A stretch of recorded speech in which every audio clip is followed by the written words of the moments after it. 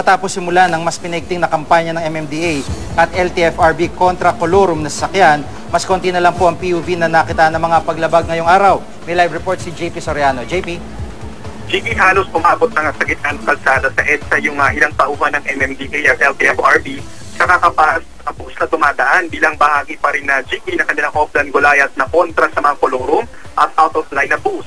Sa loob lang ng 3 oras, Jiggy, kanina ay umabot na sa mahigit 10 bus ang pinahinto, pero 4 na bus lang ang kinakitaan ng iba't ibang violation.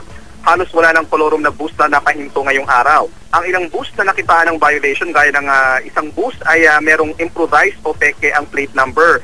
Kaya yung ilang bus driver na nakita natin ay napakamot na lang nang sitahin sila at sinabing i-impound ang kanilang bus.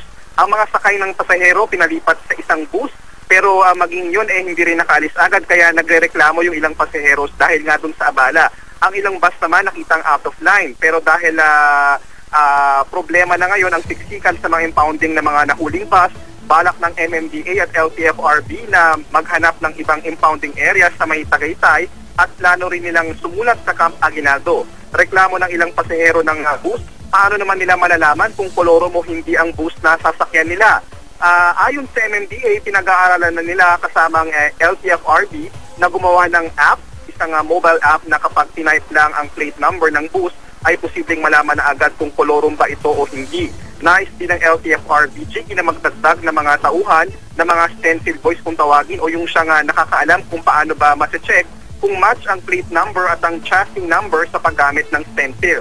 Kahapon, Jiggy, umabot sa 27 ang bus na nahuli at nakitaan ng iba't ibang violation.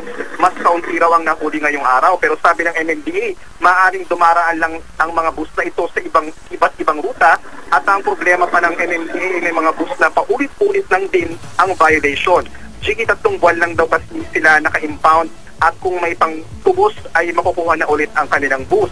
Kaya panawagan ng MMDA, mas higpitan ng mga mamabatas ang para sa mga kolorum na bus. At yan muna ang latest. Balik sa iyo, JP. Maraming salamat, JP Soriano.